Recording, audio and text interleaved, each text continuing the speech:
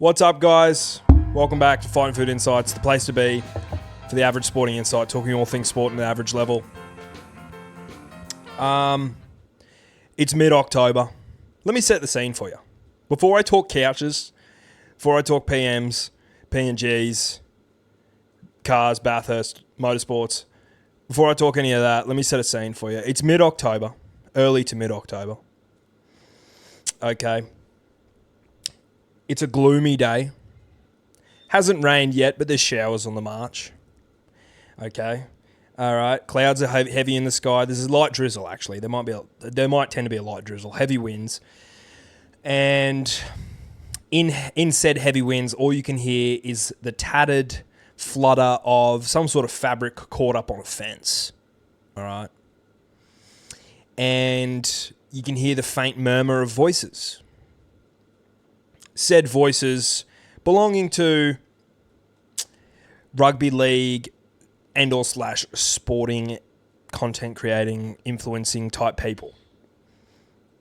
Where I'm trying to get at with all this is it's all quiet on the Western Front. It's all quiet on the Western Front. All right. It was a quiet weekend. I probably punted on a lot more dogs than I typically would. But I guess I was just trying to fill a void, a rugby league void. All right, which is fine. That means there's more time for family, friends, all right? My job gets a little bit easier, a little bit harder. You know, look at it yin and yang style, okay? We've got a little bit to talk about today. Don't think just because the rugby league season is over, Fighting Food Insights is going to have nothing to talk about. I don't want you to think about that for a second. Okay, I don't want you to think about that for a damn second. Because I got shit to talk. I got a lot to get off my chest, all right? Yeah, I got show notes. I'm reading through them. I got the laptop up here. Let's talk couch. Why am I on a couch? Why am I sitting on a couch? Why am I laid down on a couch? Matter of fact. What's prompted me to lay down on a couch? Okay, a couple of answers for that one question, because I'm sure you've got it. One of the answers directly ties back into the start of the video. It's quiet. It's chill. I don't need to put out such a professional outlook. Okay? I don't need to look so professional. I can relax, quit the cubicle, hit the couch. Second answer to that question. No Caleb. No PK. And I'm thinking there's not much sport to talk about nowadays. We may as well relax, take things to the couch. And while Caleb isn't here, we'll get to where Caleb is. And while PK isn't here, all right, and we'll get to where PK is. We're going to relax. We're going to take it easy. And we're going to fucking sprawl out on the couch. New couch. Rolling into another question I'm sure a lot of you have. Where is the old couch, all right? Some of you may not know the old couch. If you're a new viewer, if you've never watched the live streams, you wouldn't know that there was an older couch. A war horse of a couch. This couch was probably built in the 70s, the 80s, all right? It's a don't know what you'd call it, almost like a corduroy. It's like a corduroy couch, brown, all right? But here's the thing, that it got through a mountain of work. I mean, every live stream we ever did, I edited videos off this couch, I slept on this couch, all right? We had a lot of great times on this couch, won a lot of money on that couch. But the couch has since passed on. All right, I've still got him in storage. I haven't taken him straight to the bin. I've still got him in storage. But he's just breaking down, all right? There was springs getting you in the butt. There was springs butt fucking you every time you sat down. There was a jagged piece of something that was protruding out of the couch like a bone. And you just can't run with that, all right? That is not live, laugh, love conditions, all right? I got a little gin and tonic here. It's a Monday afternoon. Feeling good. Feeling spruceful. These are recorded on Monday. Okay, so that's the whole couch thing. I've answered all your couch questions. No more now. You understand? You leave me be, and I'm going to lay here on the couch, and I'm going to finish the remainder of this video, okay? Yeah, really quiet weekend. Really, really, really quiet weekend. Friday night, nothing. Deathly quiet. Saturday, deathly quiet. Sunday, tiniest little bit of Bathurst. I watched a little bit of cricket, ACT versus Queensland. Nothing too major. I'm still trying to find my cricket feet. All right? I'm still trying to find my cricket feet. So I didn't dive too hard into it. And then, of course, I watched the PNG Prime Minister's game. We'll get into that a little bit later in the video. We'll do a deep dive on that because it's rugby league and it's simple. But yeah, Sunday. Sunday was the great race. Sunday is the Bathurst day. Sunday's where you should be sitting down, watch Bathurst for about 5 minutes, get up, walk out of the room, do something, come back, watch Bathurst. And I tried to do it all right, but I got sidetracked. Sunday's a busy day. Sunday's a busy day here at the Fine Field Insights headquarters. Lot to do. All right. But one half of Fine Field Insights was not active and present in the world of Bathurst, but Caleb was, and I'm sure when he's back, he'll have tales to tell from the Bathurst journey. All right, because he was there. He was on the mountain. He was with the people. One of the great Australian pit stops. All right, when you think Australia, you think Harbour Bridge. All right, you think Harbour Bridge, you think Opera House, you think Uluru, and you think the mountain. All right, you think Bathurst. So that's where Caleb was. All right, he was doing the honourable work for the Fine Food Insights people, and he was getting an inside scoop into the mountain. And I'm sure we'll have tales to tell from that. But me personally, I sat here on the couch, scanned my eyes over it. So yeah, I'm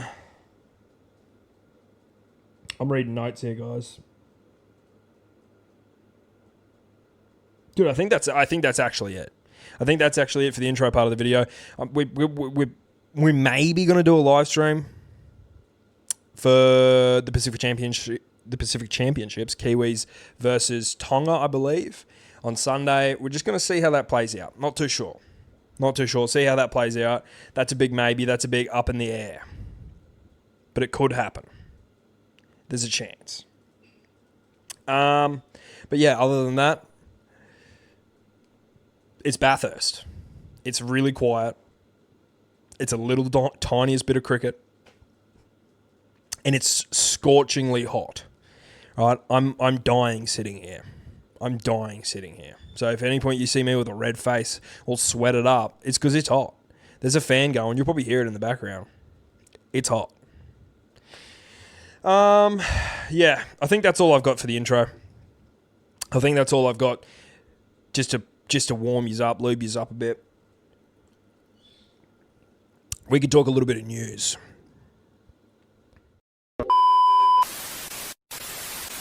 What is in the news? Not much, to be honest. Not a whole lot. Not a whole lot. You guessed it. All right? PNG, they've got their name. They've got their new team name. The Chiefs. The PNG Chiefs. All right? Now the Fine Field Insights people, there is a large demographic that is from the great country of PNG. So shout out to you guys. Shout out to the PNG Chiefs. Look, they're going to be my club 2027, the PNG Chiefs. Maybe we get a Fight and Foot Insights sponsorship. Don't know how any of that works. Would be great to see it on the jersey. But PNG get a club name. PNG Chiefs. All right, I hear Pythons was in the running. I know I did a post earlier in the year, mid-year. I thought it was going to be Crocs or Crocodiles. The PNG Crocs, which I thought sounded cool. And then, PNG, but even PNG Pythons sounds cool. I don't know why I said it like Pythons. PNG Pythons sounded cool. There was many options. Chiefs. Now when I think of Chiefs, I think Kansas City. I think, what's his name? Both of them. Travis Kelce and I think Patrick Mahomes. That's who I think now when I think of the PNG Chiefs. I think of them too. I think of Taylor Swift. Yeah. PNG Chiefs wouldn't have been my first pick. I liked PNG Pythons. I liked PNG Hunters, the Queensland Cup side team. And, I like PNG Crocs. So, but, I mean, they landed on PNG Chiefs. All right.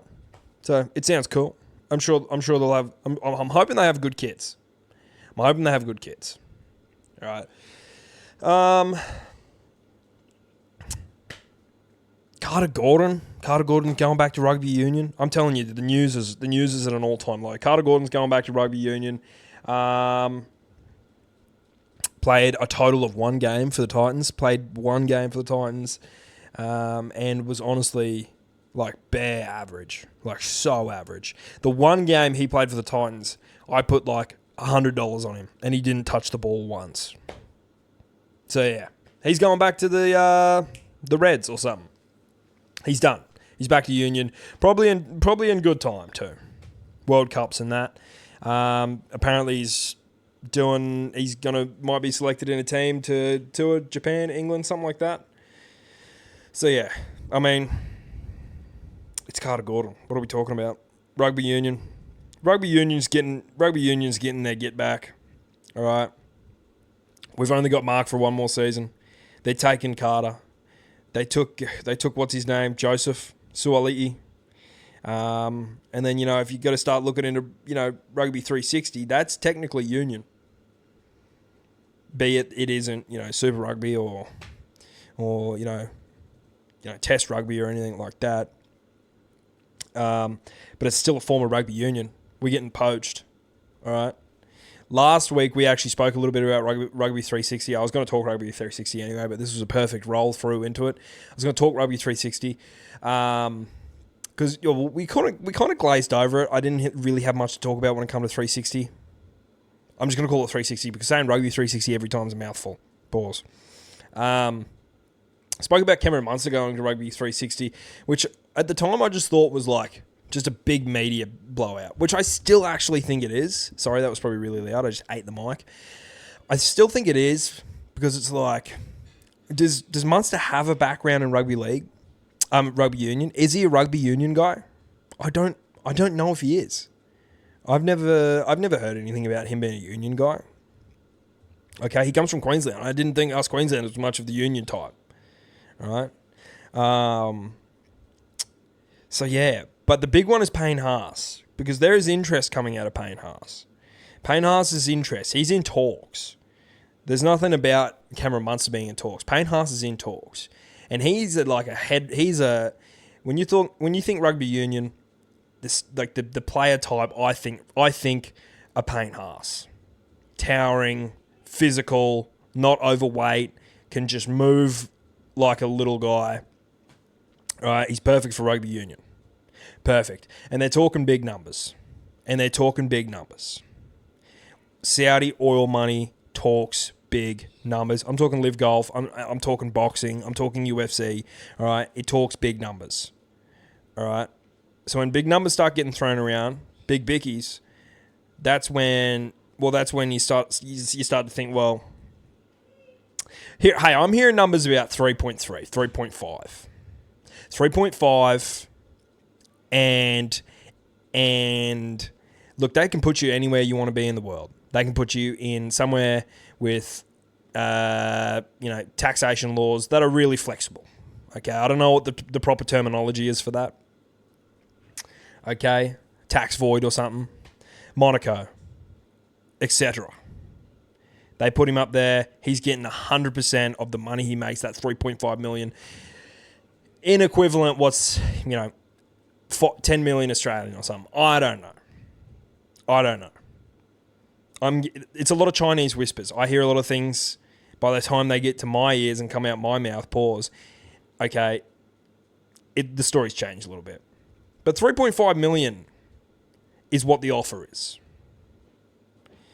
So if I'm Payne Haas, and I'm already regarded as goat prop, goat. I'm already considered the goat prop goat. I just want a premiership. Okay. I've won Wally Lewis medals. Probably he hasn't won a Clive or anything. He's won Dally M's, like props and etc. I'm thinking $3.5 million a year, 3-year contract, something like that. Licking my lips, and I'm out of there. I'm out of here. retire myself by easily 30. We're talking mid-20s he's retired, right? Because Payne Haas couldn't be that old. Put it up on screen. And Payne Haas is retired. And he's made a shitload of money. Okay? He's made a shitload of money. And he's probably living in Monaco. You know. So, shout out Payne. Shout out Payne. Look, I'd do it. Am I worried? Am I worried that the NRL is going to lose players to Rugby 360? Not really. Okay? Because Payne doesn't play for South Sydney, so it doesn't affect me. And I think a lot of the players who are getting shouted out to go play Rugby 360 is just, it's talks. It's they might go. They might. You know, we don't actually know. You know what I mean? So, like, the only people who we've got talks from is, like, Payne, probably like Roger Tuivasa-Sheck and Pappy. Now, I know Lomax might have been a little bit deep into the rabbit hole, but he came out with a statement. He came out with a statement and he said he loves the club. He loves Parramatta. He signed for 3 years. He's not going anywhere. All right, I think that's the story for a lot of them. So I'm not too worried about the poaching of Rugby 360. This was probably a better Rugby 360 chat than last week. Because last week I was a little bit like, what is Rugby 360? I've heard bits and pieces, but I've done my research. It's Saudi. It's oil money. It's funded by big wigs. big wigs. Okay. And Saudi love sport. They're going to get their hands on it whatever way they can to try and, well, look cool. I guess. I don't know. Clean the image. All right. Big wigs, Saudi, oil money, Payne Haas, Rugby 360. You got it. Is there anything else to talk about? News related. Ruben Garrick might hit the open market for Manly. Do we really care? Not particularly. It's just following a bit of a vicious, what's the word I'm looking for? It's following a vicious pattern coming out of Manly, okay? Cycle, if you will. All right? DCE. The Urbos. Specifically Turbo. Tom Trbojevic, for sure. And now Ruben Garrick. Matt Brown might be getting a loan deal to the Tigers. All right. Cole is in talks with Rugby 360. Manly don't know. Whoever's the big wig, whoever's big wigging at Manly, I don't know. You need to sort shit out. Because you don't want to lose Ruby G. As much as I'm a South Sydney fan, I'm not a Manly fan. But I couldn't see Ruby G anywhere else. All right? I'm standing up for you guys.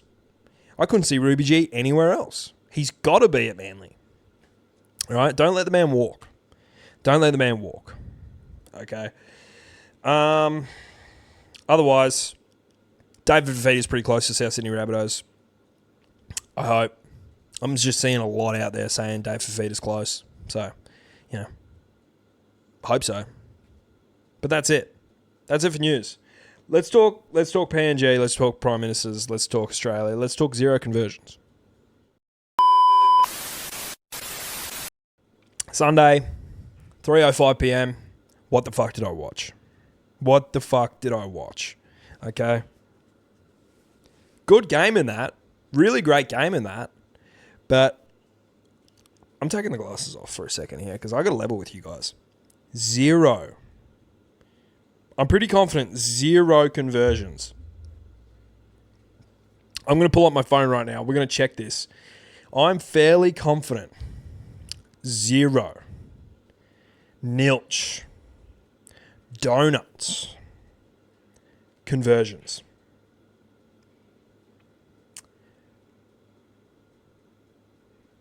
PNG converted 1 goal. PNG. 0 Australian conversions on a team that has Kyle Flanagan. Not the best kid. I'm not calling Kyle Flanagan Nathan Cleary or anything. I'm not calling him Zach Lomax. I'm not calling him Valentine Holmes. All right, but Kyle Flanagan can kick a seed. Mitchell Moses can kick a seed. Jaden Campbell, who has kicked conversions for the Titans all year, can kick a seed. And you know what I didn't see all afternoon on that Port Moresby pitch? Was a single Australian seed kicked, converted, gotcha'd, gold, whatever you want to call it. Didn't see a single one. What are the boys doing? Did we train? Did we have a little kicking comp to see who was going to convert? Were the boys on a bender? What was going on? I'm talking there was some kicks there, man. Right up the high diddle. Right in front. I could reach out and touch it. And the boys missed. What are we talking about? What are we talking about? Mitch, mate. JC Campbell, Jaden, JC Campbell, Fleno, Shane, Kyle, Fleno. What are we talking about? This is Australia we're talking about. This is the PNG Prime Minister Cup. This is... What are we talking about? The final score would have been like 42 something, 42-10 or something. Ridiculous. Crazy stuff. I mean, it's historical stuff. But in a game where you're looking for overs, and a game you're looking for overs, and it was 64.5 or something, and the boys can't convert a kick, it's a knife to the heart. Next year we'll be looking for a Zach Lomax. We'll be looking for anyone who can kick. Because that was, man, still got the dub though. Still got the dub, but the boys can't kick. Shout out to PNG because you guys can convert seeds. You guys can kick seeds. You guys can kick the walnut. You know what you're doing. Simple as that. On that subject, PNG can also throw a cutout. Don't know who the number 6 is for PNG, but he played outstanding. He was throwing the Latrell Mitchell cutout, coined Latrell Mitchell's cutout pass. All right. The Latrell Mitt cutout, if you will, abbreviation of that. He was throwing the Latrell Mitt cutout. The first try PNG scored, and one of the only 2 they scored, was outstanding. Cut out like 3 or 4 Australia defenders. Just straight over the top. Big bumbling ball. And landed straight in the lap. I'm talking Ryan Pappenhausen, cradling the baby stuff. You'll be an OG. You have to be an OG to remember that reference, all right? Ryan Pappenhausen, cradling the baby. Straight in the lap. Try time. When I seen that, I thought PNG's on here. They've come with a fire. But, well, that wasn't the case. But they can convert their goals and they can throw huge cutouts, huge dirty sinking cutouts. And Jai Gray played outstanding. All right, I don't think he played. You know, best on field type performance, but he played well. Set up a few tries, dipped his nose into the line. I think the commentators were a little bit upset they didn't see him, you know, taking on the line a bit more, big tough carries. But it's off season, boys. It's off season. The rest of the South Sydney lads are in Bali. Jai is in Port Moresby, playing against absolute units. So, you know, I understand. I forgive him. Don't take on the line. There's some huge PNG men just looking to flatten you, lad. You're small. You're just a boy. Jai, please reach out. It's been a while. Please, lad, reach out. Alfie told you to. The great Alfie Langer told you to, Jai. Reach out. There's some giant men running at you and you're only this big. You're just a little guy. All right? So I understand why you don't want to dip your head into the line. Okay? But yeah, shout out Jai. Shout out the South Sydney Glaze that got dropped by the commentators about mid-first half. Just started going on a tangent about how if South's forward pack is healthy, Cameron Murray, Talis Duncan, Keon Kalamatangi, Jai Arrow, then we could be on. Trell Mitt, AJ, Cody Walker. If the boys are healthy, we could be on. This is not my words. It sounds like my words. I know, but it's not. All right, this is commentators. All right, this is the commentators lighting my boys up the good way. Lighting them up, pumping them up, getting them ready. So, yeah. Shout out. Good game, though. Honestly, it was a good game. There was a lot of good tries. Trey Fuller, yeah, he played really well. 4 tries. Talis Duncan got a try. Ethan Strange was going to catch a cold out there on that wing. But, yeah, good game of rugby league. Can't complain. Let's, we'll talk a little bit UFC, and then I think we're done. Charles Olivera, rear naked choke. Charles Olivera, rear naked choke. Beats Gamrot. Second round. I didn't watch the fight. I was out for lunch. But yeah, pulled it up after the fight. Rewatched it. Charles Olivera, rear naked choke. Gamrot. Is he back in title contention? No. But is he going to put on good fights? Yes. He called out Max Holloway for a BMF fight. I posted that on my Instagram. Okay, that would be really cool. That would be something really cool early next year. Maybe make it by the end of this year. Don't know. Early next year would be cool, though. BMF fight. Charles Olivera. Max Holloway. Only other real talking point for the UFC card, UFC Brazil. Davis Figueiredo, the ripe old age of 37 years old, can still throw him. Okay? Can still duck and weave. Can still shoot a takedown, and he can still win a fight. Against a guy in Jackson Montez or something. Can't even remember the guy's name. All right. 6-fight win streak or something. 10-fight win streak. I'm thinking I might have put my money, because I put $25 on Davis and Figueiredo, okay, for context. I'm thinking, fuck, I might have put my money on the wrong guy. Wrong. Always back to Ruffy. $3.60. $3.65 Davis and Figueiredo was paying, all right? That's big boy payout. Okay? So you always back to Ruffy. Especially if he's former bantamweight champion, beating the likes of Marlon Cheeto Vera, Cody Garbrandt, Rob Font, okay?